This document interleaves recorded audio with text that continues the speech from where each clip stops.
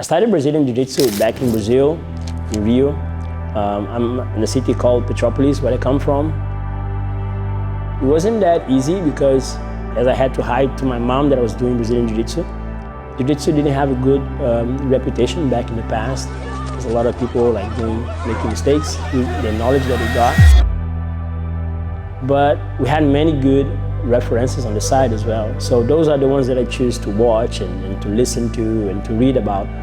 Listening to the right people and following the right path just got me where I am today.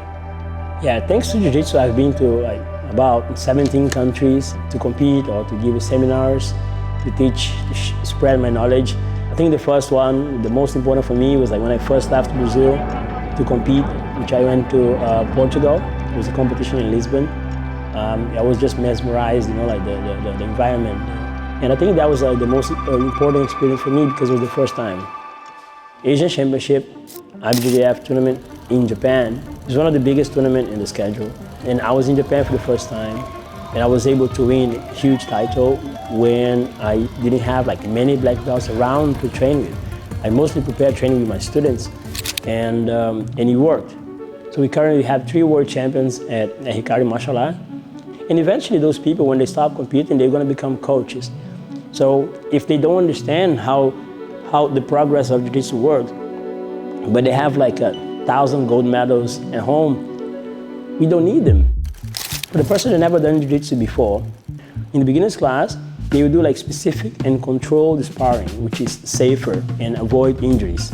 So because you don't want to have a beginner come into your class and then get injured in the first class.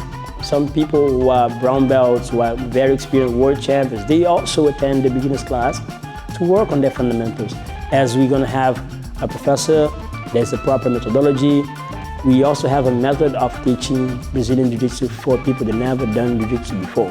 So for all levels, we have a different method. We have modules that I separate the techniques, how to build the technique, the fundamental technique, the concept of techniques, and how to break that technique. And then we spend about 4 weeks on each module, which goes gradually from one technique to another, which makes more sense, and then the student is not lost. So even though they are a little more experienced compared to the beginners, I need to make the technique make sense for them.